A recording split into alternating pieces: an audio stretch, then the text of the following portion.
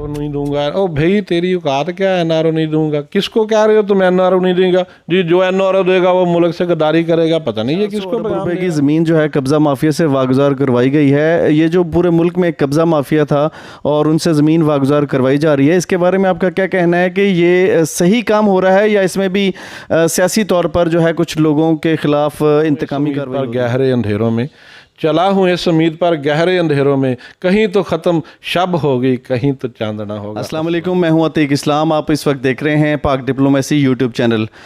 हमारे साथ सादकाबाद की इस वक्त नॉमिनेटेड और एक मशहूर शख्सियत बैठी हैं, सबूर साहब, सूबाई वज़ीर पंजाब और सूबाई वज़ीर तिजारत चौधरी शफीक साहब के साथ इन्होंने जो है वो अपनी ड्यूटी सर अंजाम दी है एज ए तर्जुमान।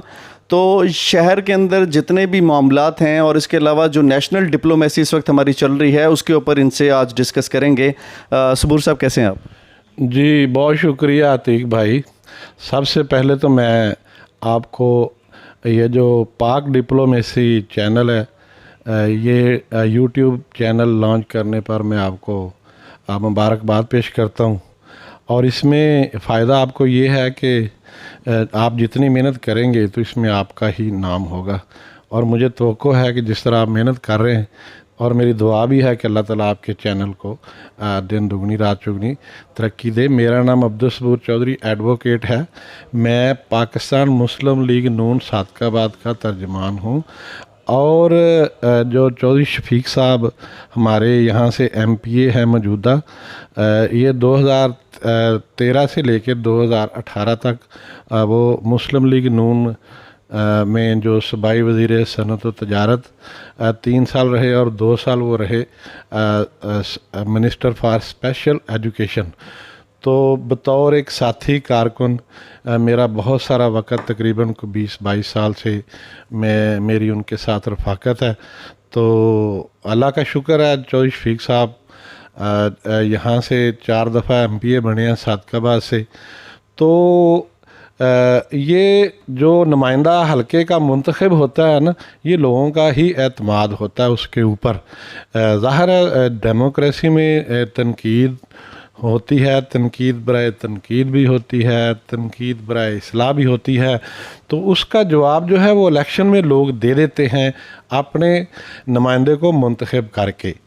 तो अगर तो उसकी प्रोग्रेस होती है तो वो दोबारा ऐवान में पहुंच जाता है। तो अल्हम्दुलिल्लाह 2002 से जो हमारे यहाँ से चौधरी शफीक साहब हैं वो मुसलसल उनकी जो 4 दफ़ा यहाँ से मुंतखब हुए, तो ये अवाम का उन पर एतमाद है। सर, इस हवाले से मेरा पहला सवाल भी ये है कि चौधरी शफीक साहब ने डिक्टेटर का दौर भी देखा, जैसा कि आप जानते हैं, आप उनके साथ ही थे और उनके शाना बशाना आप चलते रहे हैं। डिक्टेटरशिप के दौर में जिस वक्त मुस्लिम लीग नून की जमात जो है वो उसका शराजा बिखरने जा रहा था, तो वहाँ पर डिक्टेटर के दौर में भी चौधरी शफीक साहब कामयाब होते हैं और एक सिविल दौर में तो वो कामयाब होते ही आए हैं। मेरे ख्याल के पाकिस्तान में बहुत कम लोगों को यह एजाज़ हासिल होगा कि उन्होंने डिक्टेटरशिप के दौर से लेकर एक लंबी टेन्योर जो है ना वो किसी इलाके में देखी हो। मैं बतौर ऑब्जर्वर, बतौर सहाफ़ी ये आपसे पूछना चाहूँगा कि 2002 से लेकर 2021 तक मुसलसल जो आपकी सक्सेस है, ये किस तरह से हासिल किया आपने? इसकी जो कुंजी है, चाबी है, वो ज़रा आप बताएंगे कैसे हुआ? जी बहुत अच्छा आपका सवाल है। ये जब 2002 में 99 में जो कू हुआ था, जिसमें हमारी जो लीडरशिप थी, जो अवामी वज़ीर आज़म थे मियां नवाज शरीफ साहब, उनको वज़ारत उज़्मा से निकाल दिया गया, फिर उनको मुल्क बदर कर दिया गया। यही अलमिया हमारी जो मुल्क में डेमोक्रेसी का। तो इस दौरान यहाँ से जो सादकाबाद से जो एमपीए थे, वो उस वक्त मुश्किल वक्त था। उस वक्त उन्होंने ये मुस्लिम लीग नून को छोड़ दिया। तो उन दिनों में जो चौधरी शफीक साहब थे, ये यहाँ पे मुस्लिम लीग नून के सिटी सदर थे और यहाँ सिटी से नाज़म भी थे। तो इस दौरान जब अतीक भाई इलेक्शन अनाउंस हो गए, ये जो वो एक्चुअली आप उसको डिक्टेटरशिप सिविलियन मार्शल लॉ कह सकते हैं कि उसमें फेस सिविलियन का ही था, लेकिन उसके जो दर पर्दा वो दरअसल मुशर्रफ ही जब ज़ाहिर वर्दी में वो प्रेसिडेंट थे तो वो उसको सिविलियन मार्शल कह सकते हैं। तो 2002 में उन्होंने मुस्लिम लीग नून के टिकट से वो रहीम यार खान से एक ही MPA मुंतखब हुए थे जिनका नाम था चौधरी शफीक, और बावलपुर डिवीज़न में 2 थे, इकबाल चन्नड़ साहब थे और चौधरी शफीक साहब थे। तो उस वक्त भी ज़ाहिर है मुस्लिम लीग काफ इस्टेब्लिशमेंट की जमात करार पाई, तो हमने उस वक्त भी इस्टेब्लिशमेंट के ख़िलाफ़ ही इलेक्शन लड़ा था। तो ये जो सादकाबाद का यहाँ का जो हलका है सादकाबाद का सिटी का, ये अल्हम्दुलिल्लाह मुस्लिम लीग नून का गढ़ है और मियाँ नवाज शरीफ से मोहब्बत करने वाले का शहर है। तो यही वजह है कि चौधरी शफीक साहब उस मुश्किल हालात में भी यहाँ से कामयाब हुए और 2007 तक वो MPA रहे। उसके बाद फिर हमारी जो क़यादत थी वो मुल्क में वापस आई। इसमें मैं बड़ा दिलचस्प वाक़या सुनाता हूँ। 2008 में जब 7 या 8 में एमरजेंसी लगी थी मुशर्रफ दौर में सॉरी, तो यहाँ से मुस्लिम लीग नून के कारकुनों पर जो था वो जिसे हम पॉलिटिकल विक्टिमाइजेशन कहते हैं, यानी सियासी हरासगी कह लें, उन्होंने यहाँ पे 2007 में जब एमरजेंसी लगी नवंबर में, तो मुस्लिम लीग नून के जो यहाँ पे चीदा जो एक्टिविस्ट थे, एक्टिव कारकुन थे, उन पे शब खून मारा, उनको गिरफ़्तार किया गया।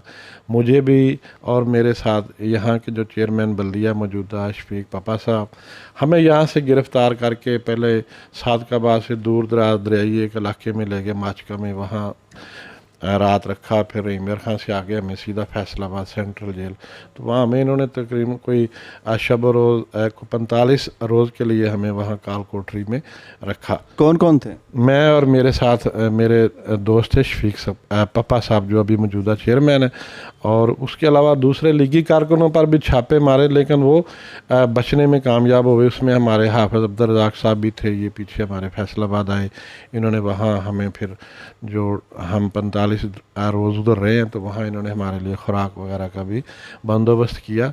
तो उसके बाद बेनज़ीर मुल्क में वापस आई, फिर अंतरिम गवर्नमेंट आई, हमें वहाँ से रहाई मिली 45 दिन के बाद। तो इस दौरान बेनज़ीर की मूवमेंट चल रही थी, फिर मियाँ नवाज शरीफ मुल्क में आ गए। तो उसके बाद जो 2008 के इलेक्शन हुए, तो उसमें सूबा पंजाब में मुस्लिम लीग नून की गवर्नमेंट बनी पीपल पार्टी के साथ अलाइंस करके। तो उस वक्त फिर चौधरी शफीक साहब को अल्लाह ताला ने यहाँ से इज़्ज़त दी और बड़े वाज़े मार्जिन से कामयाब हुए। जी सर। जी सर। अच्छा सर, ये है कि जैसा कि मौजूदा दौर है 2002 से 2000 जो है वो 21 आ गया है, हम इस दौर में देख रहे हैं कि सबसे ज़्यादा काम की बहाली जो है वो इंफ्रास्ट्रक्चर के हवाले से शहर में सबसे पहले हमने तो देखा ही है कि मुशर्रफ के दौर में शुरू हुई थी। उसके बाद एक लंबा टेनोर है, आपके दौर में भी यहाँ पर खातर ख्वाह काम अच्छे हुए हैं, लेकिन इस वक्त शहर की जो हालत है वो एक आम शहरी सादकाबाद को देख के तरस आता है। ना कोई सफाई का निज़ाम है और इस वक्त जो है वो हालत काफ़ी ख़राब है। इसकी क्या वजह बेसिकली नज़र आ रही है आपको? बिल्कुल मैं आपसे एग्री करता हूँ। मैं समझता हूँ कि मुशर्रफ दौर की जो आपने बात की है, जो भी डिक्टेटर आता है ना वो पार्लिमानी जमहूरियत पे उसका जो है ना ज़्यादा रिलाई नहीं करता, वो नीचे जो है अपने ना बलदियाती नुमाइंदों पे डिपेंड करता है। ज़ाहिर है उस दौर में फ़ंड्स वगैरह, ये अफ़गानिस्तान की वार भी थी, नेटो से फंड काफ़ी मिल रहे थे, तो लोगों को काम हुए, लेकिन उससे शख्सियात मजबूत हुई, सिस्टम मजबूत नहीं हो सका। उसके बाद 2008 में जो इलेक्शन हुए, तो मैं समझता हूँ कि जब पंजाब गवर्नमेंट आई, तो मैं तो यही कह सकता हूँ कि जो अपने दौर के जो मौजूदा 8 से 13 का जो हमारा दौर था, उसमें तकरीबन कोई 45 कमोबेश स्कूलों को अपग्रेड कराया गया। उनकी 4 दीवारें ही नहीं थी स्कूल में, और 75 से लेके सादकाबाद में एक भी स्कूल अपग्रेड नहीं हुआ था। यहाँ हमने एक गवर्नमेंट गर्ल्स हाई स्कूल है, ये जो ओल्ड सादकाबाद वाला, इसको हायर सेकेंडरी करवाया गया। अपना कॉलेज था, इसको अपग्रेड किया गया। यहाँ फर्नीचर, इसकी बसें दी गई हैं। गवर्नमेंट गर्ल्स कॉलेज जो बच्चियों का कॉलेज था, यहाँ 2 बसें नहीं है हमने। इसमें तकरीबन कोई 11 लेक्चरर की पोस्टें खाली पड़ी थी, वो पोस्टें फिल की गई और उनकी NEC करवाई गई, और वहाँ पे आज बच्चे वरना ये जो हमारा गर्ल्स कॉलेज है यहाँ पे बच्चों के मेल आके यहाँ लेक्चर दिया करते थे। तो ये एक बहुत बड़ा काम था। उसके बाद आप देखें 1122 ये 2009-10 में हम यहाँ पे लेके आए। उसके बाद आप ये जो मंठार से आगे जो हमारा हल्का जाता है रूरल एरिया में, वहाँ पे सड़कों का बहुत बड़ा नेटवर्क है। खादमे वाला प्रोग्राम के तहत हमारे हल्के में तकरीबन कोई 100 किलोमीटर की ये कारपेट रोड बनी है।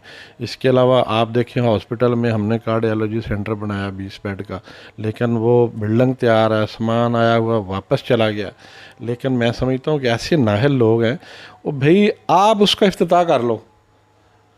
ये एक गिफ्ट था सादकाबाद के अवाम के लिए, एमरजेंसी के लिए, आप उसका इफ्तिताह कर लो, वहाँ उसको इस्टेब्लिश कर लो। अब तो पिटी हुई हुकूमत आए हुए इनको हमें गए हुए 4 साल हो गए, इनको आए हुए 3 साल हो गए। कुछ ना कुछ तो डिलीवर करो अवाम को, खुदा का खौफ करो।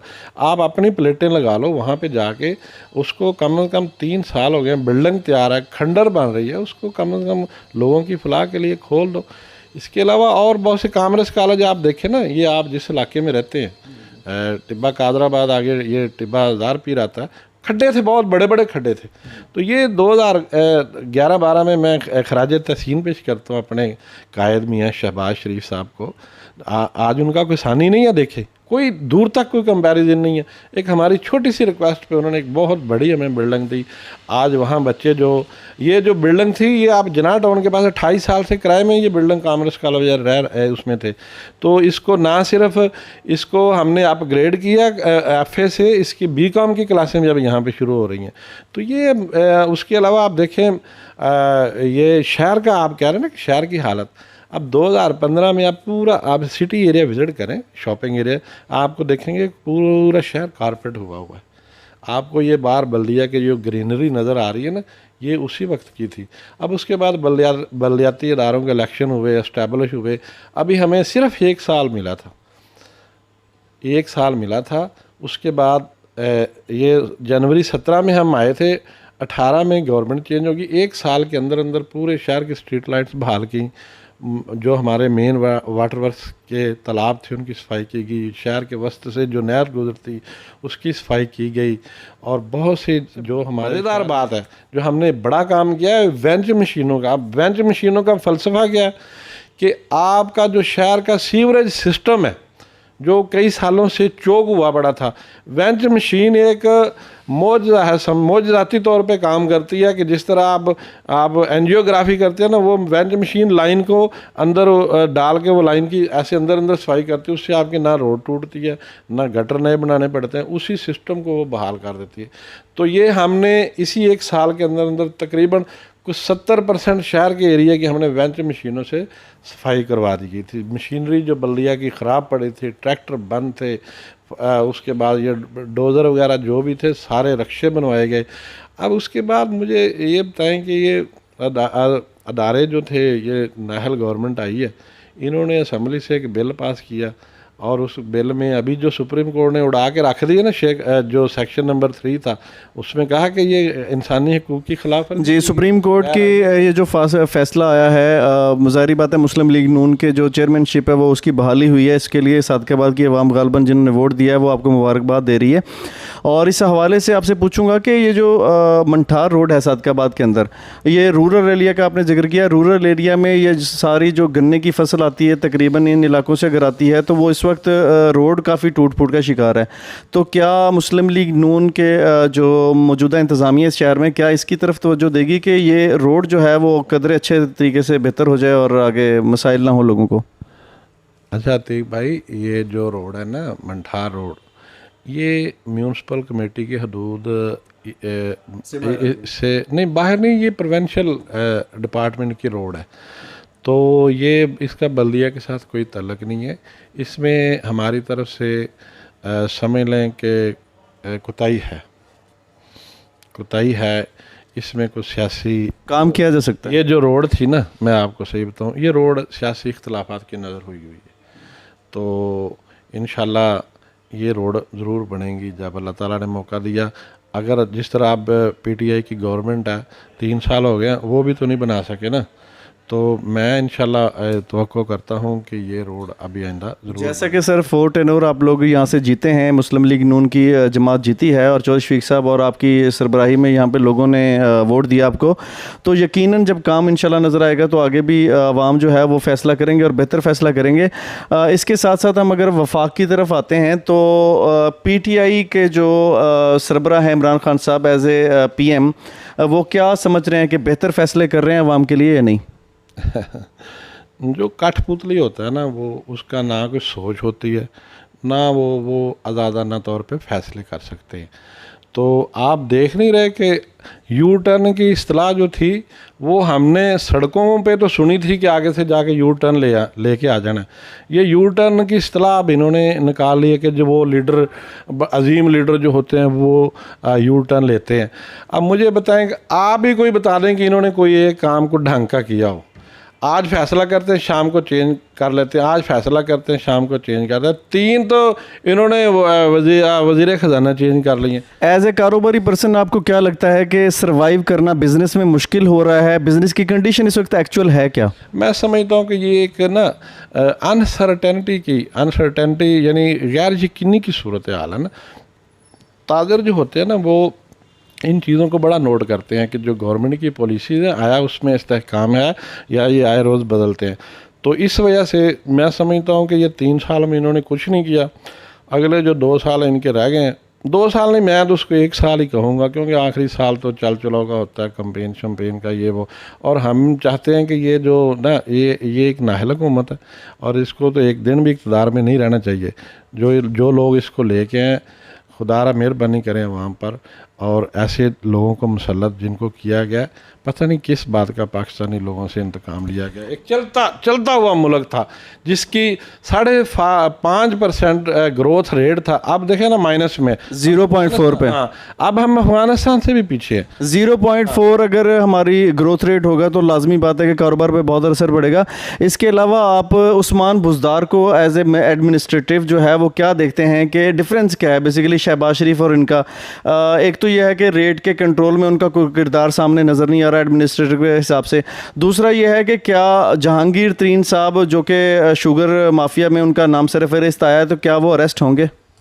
पहला जो सवाल किया है ना उस्मान बुज़दार साहब, शरीफ इंसान है, वो एक ज़ाहिर है एक ऐसी कबायली पट्टी से ताल्लुक़ रखते हैं जहाँ मैं समझता हूँ कि एक वज़ादारी होती है। बहसियत इंसान मुझे उनसे कोई इख्तलाफ नहीं है। दूसरी होती है कैपेबिलिटी। आप देखें ना, मैं 30 किलो वज़न उठा लूँगा तो मेरे ऊपर आप 35 किलो रखेंगे, मैं नहीं उठा सकूँगा। बुज़दार साहब की वो कैपेबिलिटी नहीं है। अगर आपने शहबाज शरीफ का कोई अल्टरनेट लेके आना था तो मेरा ख्याल है कि ये एक कौम के साथ, पंजाब की 11 करोड़ आवाम के साथ एक बोंडा मजाक है। अब बुज़दार साहब की वो कैपेसिटी नहीं है, वो उसकी कैपेबिलिटी नहीं है कि वो मामलात को हैंडल कर सकें। अब देखें ना, अब मुझे वो जो समीउल्लाह साहब थे जो वज़ीर खुराक थे, उनको भी निकाल दिया गया। वो PML छोड़ के गए थे, उनकी इज़्ज़त अफजाई हुई तो इधर कहीं डेजर्ट में लेके गए तो अम्मा को कह रहा था, अम्मा ये उस्मान बुज़दार शहबाज शरीफ लग गया खड़ा है। आपने सुना बिल्कुल। तो मकसद ये है कि अब ऐसे लोगों को अगर मुसल्लत कर देंगे जिनका ना कोई विजन है, ना कोई सोच है, ना कोई अप्रोच है, ना। जहांगीर तरीन साहब अरेस्ट होने? अब तरीन साहब को मैं समझता हूँ कि जैसा करोगे वैसा भरोगे। मुझे तो यही लगता है कि ये ऐसे ही कोई फिल्म ही चल रही है, करप्शन का जो माल है हड़प करने की। पहले आटा महंगा करते हैं, फिर चोरों को पकड़ते हैं, फिर उनको छोड़ते हैं, फिर उनको वापस ले जाते हैं। अब इसको देखे ना, आप इसकी मिलों की तलाशी ले, चीनी तो वैसे ही पड़ी है सारी। नवंबर तक तो स्टॉक अब भी पड़ा, जब तक नई चीनी आएगी ये स्टॉक पड़ा हुआ, निकलवाएं इससे। तो मैं समझता हूँ कि ये भी एक गेम का हिस्सा लग रहा है मुझे। सर इसके अलावा PDM के ऊपर मैं आता हूँ कि एक सवाल PDM के लिए कि क्या PDM में आप समझते हैं कि पीपल्स पार्टी ने मुस्लिम लीग नून को डबल क्रॉस किया है? नहीं, ऐसी बात नहीं है। देखिए, PDM 11 जमातों का इत्तेहाद था, पीपल्स पार्टी एक जमात है उसमें, अलायंस में। अब ये कोई इंतखाबी तो था नहीं, ये एक एजेंडे पे था कि इस नाहल हुकूमत से छुटकारा हासिल किया जाए। बाकी पीपल्स पार्टी के पास एक सूबाई गवर्नमेंट है, उनकी अपनी तरजीहात हैं। हमारा मुतालबा ज़रूर था कि हमने इस्तीफ़े देने हैं। अब उन्होंने अपनी CEC की मीटिंग रखी है, उसमें फिर वो मीटिंग पोस्टपोन कर दी है। अब जो छोटी छोटी लफ्जी गोलाबारी हो रही है, मैं समझता हूँ कि जब लोग अपने मकासद हासिल कर लेते हैं ना, जो मेरी ज़ाती जो अप्रोच है, जो सोच है सियासी, अब PDM ने अपने मकासद हासिल कर लिए, तो अब वो अपनी अपनी सियासत की तरफ जा रहे हैं सारे। कल को हमने पीपल पार्टी के ख़िलाफ़ भी इलेक्शन लड़ना है, पीपल पार्टी ने हमारे ख़िलाफ़ इलेक्शन लड़ना है, क्योंकि ये जमहूरियत का हुस्न है। तो आप किसी एक एजेंडे पे कभी इकट्ठे हो जाते हैं, कभी आप में इख्तलाफ राय भी हो जाता है। सर, हमज़ा शहबाज और मरीम नवाज़ दोनों जो है वो अपनी जगह पर एक लीडर हैं, तो क्या उनकी सोच में बुनियादी फ़र्क क्या देख रहे हैं कि क्या उनमें कोई कन्फ्यूजन है उनके दोनों के दरमियान? नहीं, उनमें कोई ऐसा कन्फ्यूजन नहीं है। उनमें उनकी सोच में इतना ही फ़र्क है जितना मेरी और आपकी सोच में है। हमज़ा शहबाज शरीफ जो है वो सूबे में कायदे हिज़्ब इख्तलाफ हैं, और मरीम नवाज़ है वो मियाँ नवाज़ शरीफ की बेटी है। मियाँ नवाज़ शरीफ जिसके ऊपर हाथ रखेंगे उसी की सियासत चलेगी। हमज़ा शहबाज को भी मियाँ नवाज़ शरीफ के फ़ैसले मानने पड़ेंगे, और मरीम नवाज़ को भी मियाँ नवाज़ शरीफ के फ़ैसले मानने पड़ेंगे। अभी तक तो ये चैनल पे या आप साफ़ी बरदरी की तरफ से इस तरह की इख्तलाफात की ख़बरें आती हैं, फिर बाद दफ़ा उन दोनों को किसी जगह पे इकट्ठे होकर अपने तस्वीरें जारी करनी पड़ती हैं कि हमारे दरमियान कोई इख्तलाफ नहीं है। हमज़ा शहबाज देखें वो सूबे की सियासत करते हैं। नवाज़ शरीफ साहब सर लंदन से बैठ के सियासत करेंगे या पाकिस्तान आएंगे?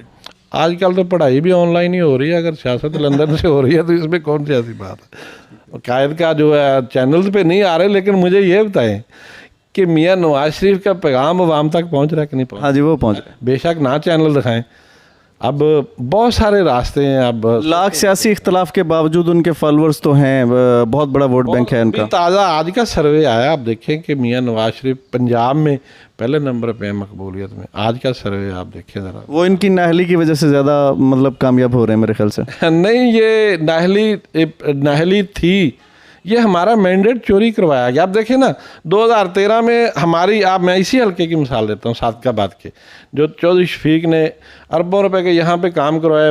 मतलब इसमें मैं गिनाऊँ तो बाईपास बने हुए हैं, ये शहर में जो ग्रीनरी नज़र आ रही है ना, ये गन्ने की ट्रालियाँ यहाँ से गुजरा करती थी, बेड़ा गर्क हो जाता था।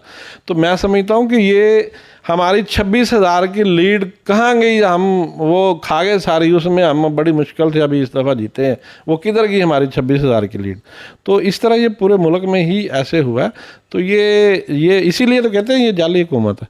सर, अगर ज़िले लेवल पे कोई एहतसाब का निज़ाम आता है तो क्या मुस्लिम लीग नून की जमात उस ज़िले सतह पर एहतसाब को जो है वो सपोर्ट करेगी? मुस्लिम लीग नून ऐसी पार्टी जिसमें सारा साल एहतसाब का निज़ाम चलता रहता है। अपने कारकुनों को इसमें बड़े सीनियर लोग हैं, तजर्बाकार लोग हैं। तो मैं समझता हूँ कि आप मतलब मुझे बताएं, एहतसाब पार्टी की सतह पे एहतसाब कह रहे हैं या कोई इस तरह के जो जिसका नारा जो है वो इमरान खान साहब लगा रहे हैं कि हमने एहतसाब कर रहे हैं हम? वो तो इमरान, वो तो नैब जो है, वो तो नैब न्याजी गठजोड़ है, वो एहतसाब थोड़ी करते हैं कि अपने लोगों को छोड़ते जाओ और मुखालफिन जो जिनकी सियासी वाबस्तगियाँ दूसरी पार्टियों के साथ है उनको पकड़ते जाओ। तो वो भी बेनकाब हो गए ना। आप देखिए ना, 2 साल के बाद हमज़ा शहबाज से क्या निकला।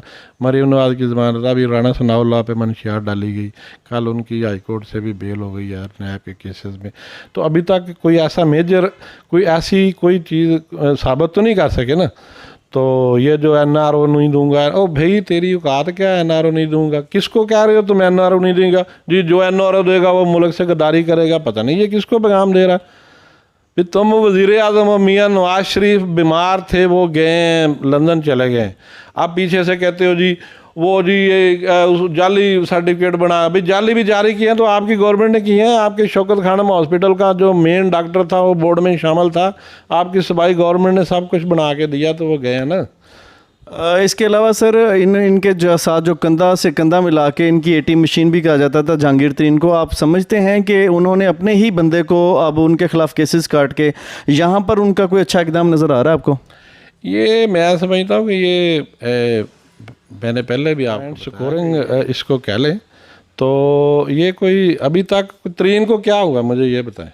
FIR हो गई, बेल हो गई, असल जो मामला जो उसकी बिलों के अंदर जो स्टॉक पड़ा वो बाहर निकालें और जो आपने 80 रुपये रेट दिया हुआ मार्केट में उसको सेल कर दें।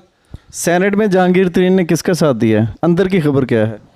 नहीं, मेरा ख्याल है कि अब वो इस काबिल नहीं है कि वो किसी का साथ दे सके, जब अपने ही मतलब अभी उसकी अपनी पोजीशन ही क्लियर नहीं है कि वो पीटीआई में है या पीटीआई में नहीं है। अब मेरा ख्याल है कि ये जो दोगली पॉलिसी चल रही है ना, जहांगीर तरीन को कोई ना कोई फैसला करना पड़ेगा, मैं समझता। सर इसके अलावा 450 अरब रुपए की ज़मीन जो है कब्ज़ा माफिया से वागुजार करवाई गई है। ये जो पूरे मुल्क में एक कब्ज़ा माफिया था और उनसे ज़मीन वागुजार करवाई जा रही है, इसके बारे में आपका क्या कहना है कि ये सही काम हो रहा है या इसमें भी सियासी तौर पर जो है कुछ लोगों के ख़िलाफ़ इंतकामी कार्रवाई हो रही है? अच्छा जी, वो 450 अरब किधर है? वो कहते हैं हुकूमत ने कब्ज़ा कर लिया उस जगह पे। कभी सरकारी ज़मीनें बिकती देखी हैं? इधर लायर कॉम्प्लेक्स बना है, ये क्या ये कब्ज़ा हुआ है?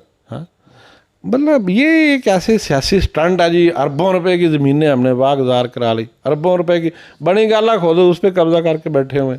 पिछले दिनों वो एक प्लाट का इशू था इनके, वो था, अब मैं क्या कहूँ, ज़ातियात पे नहीं जाना चाहिए, तो वो जो जिसके लिए इन्होंने खुद कहा था जी मेरे बिनोई के प्लाट का इशू था, मैं तो इसलिए सीसीपीओ को उमर शेख को लेके आया हूँ, तो बाद में क्या साबित हो, उसमें वो गलत साबित हो गए। सर 2023 के इलेक्शन में मुस्लिम लीग नून को कहाँ देखते हैं?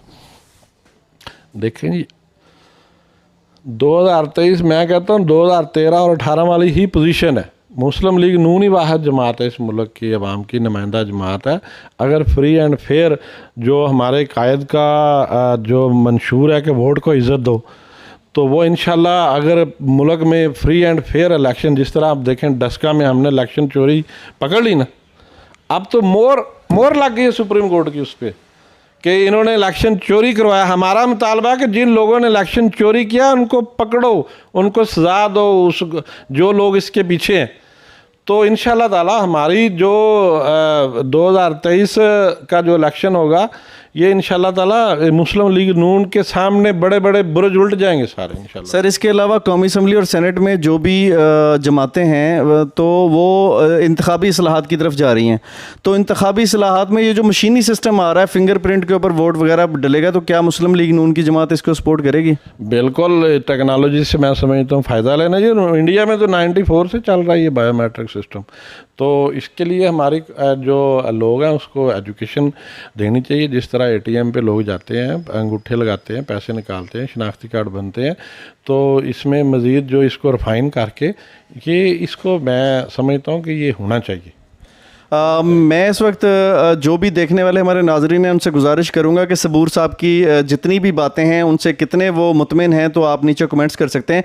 इसके अलावा सर आखिरी सवाल आपसे मैं ये करता हूं कि 2023 के इलेक्शन में मुस्लिम लीग नून में जो चौधरी शफीक साहब सादकाबाद को जो है हर दफ़ा इलेक्शन में आते रहे हैं, तो आप क्या समझते हैं कि 2023 का इलेक्शन आप इसी तरह जीतेंगे? और दूसरा यह है कि अगर बलदियाती इलेक्शन यहाँ पर हो जाते हैं तो आपकी जमात कहाँ खड़ी होगी? इस गवर्नमेंट ने तो बलदियाती इलेक्शन करवाने नहीं है, लेकिन अगर करवाने होते, जिस तरह इन्होंने जो ये सूबाई असम्बली में जो अमेंडमेंट की हैं, जो नया एक्ट 2019 एक्ट लेके आए, तो इन्होंने सुप्रीम कोर्ट ने ये सेक्शन 3 क्यों ख़त्म किया? इसी वजह से ख़त्म किया ना कि आपने उसमें लिखा कि जैसे जिस तरह हमारे ये अदारे डिज़ोल्व किए थे, कि इन्होंने अपने उसमें कमिटमेंट की थी कि हमने इलेक्शन करवाना। अब सुप्रीम कोर्ट की बार बार डेट देने के बावजूद ये इलेक्शन की तरफ नहीं जा रहे। वो आप समझते हैं क्यों नहीं जा रहे? क्योंकि अब ज़रा बाहर जाए ना, किसी से पूछे तो सही, इनका कोई नाम लेने को तैयार नहीं है। लोगों ने तो हाथों में जूतियाँ पकड़ी हुई हैं। मैं समझता हूँ कि ये बलदियाती इलेक्शन नहीं करवाएंगे, ये जनरल इलेक्शन ही होगा और इंशाल्लाह ताला ये शेर ही होगा हर तरफ इंशाल्लाह ताला। सर आपका बहुत बहुत शुक्रिया वक्त देने का। इंशाल्लाह ताला आपकी खिदमत में हाजिर होते रहेंगे और सादकाबाद को आपकी जितनी भी सियासी बातें हैं, सियासी मामलात हैं, उनसे बखबर करते रहेंगे इंशाल्लाह। मैं एक बात बता दूँ, ये सुप्रीम कोर्ट के अहकामात की वायलेशन है। जिस तरह उन्होंने बलदियाती इदारों को बहाल तो कर दिया है, लेकिन वो क्या कहते हैं कि हमें कब्ज़ा दे दिया लेकिन रजिस्ट्री नहीं है। तो ये जो अमला वगैरह है, यहाँ पे जितना भी सीनियर अफसरान बैठे हैं, वो अभी तक हमारे साथ ऑन बोर्ड नहीं है। तो मैं रिक्वेस्ट करता हूँ सुप्रीम कोर्ट ऑफ पाकिस्तान से, पाकिस्तान का सबसे बड़ा अदारा है, तो ये इसको जो तौहीन अदालत कर रही है पंजाब गवर्नमेंट, इस पे एक्शन लिया जाए और जितने भी चेयरमैन बहाल हुए उनको बाख्तियार करके बिठाया जाए, ताकि आवाम के छोटे छोटे मसाइल हल कर रहे हैं। हमने कौन सा यहाँ पे कोई खुदा न खास्ता कोई अपने नाम ज़मीनें लगवा लेनी है। टाइम कितना, लोगों के गली के, नाली के, सोलंग के, कोई सीवरेज के, कोई ढक्कन के, वाटर सप्लाई के इश्यूज़ है। तो खुदारा ना खुद कुछ करते हैं, किया इन्होंने, और ना हमें कुछ करने दे रहे हैं। तो मेहरबानी करें, सुप्रीम कोर्ट के अहकामात पर अमल दरामद करें और बलदियाती नुमाइंदों को बाख्तियार बनाएं। बहुत शुक्रिया। होप सो कि सर आप सादकाबाद में एक बेहतर काम करते रहें और अच्छे काम की ये फ़िज़ा जो है वो कायम हो। इसके साथ साथ हम नाजरीन से इजाज़त चाहेंगे और दरख्वास्त करेंगे कि पाक डिप्लोमेसी यूट्यूब चैनल को सब्सक्राइब करें और इंशाल्लाह ताला इस ज़िले रहीम यार ख़ान की जितनी भी अपडेट होगी वो आपको इस चैनल पर मिलती रहेगी। और आखिर में सर मैं ये कहना चाहूँगा कि अगर जो सुप्रीम कोर्ट ऑफ पाकिस्तान ने रिस्टोर किया है, आपका चेयरमैनशिप को रिस्टोर किया है, तो उम्मीद है कि सादकाबाद के लिए आप कोई अच्छे पैकेजेस और अच्छे काम का आगाज़ करेंगे। मैं नहीं समझता कि ये हमें कोई तरक्याती या कोई डेवलपमेंट देंगे, क्योंकि जब 2018 में इन्होंने ये गवर्नमेंट आई थी ना, तो इन्होंने उसी वक्त आते ही इन्होंने सबसे पहले बलदियाती इदारों पर शब खून मारा। हालांकि मैं समझता हूँ कि ये नाहल खान का जो इनका मोटो था कि हम जी ग्रास रूट लेवल पे इख्तियारात देंगे, तो इन्होंने तो आते ही बलदियाती इदारों का कत्ल किया पंजाब में। ये कैसे हमें डेवलपमेंट देंगे ही नहीं, जबकि ये एजेंडे में शामिल नहीं था इमरान खान साहब के, उन्होंने बिला तफरीक जो है फ़ंड जारी करने थे। बिल्कुल बिल्कुल। तो उन्होंने तो नहीं कि ये फंड देंगे, लेकिन फिर भी कुछ छोटे मोटे मसाइल हैं, लोगों के बंदा बैठा होता है तो वो हल करता है। चला हूँ इस उम्मीद पर गहरे अंधेरों में, चला हूँ इस उम्मीद पर गहरे अंधेरों में, कहीं तो ख़त्म शब होगी, कहीं तो चांदना होगा। अस्सलाम वालेकुम। सर बहुत बहुत शुक्रिया सर।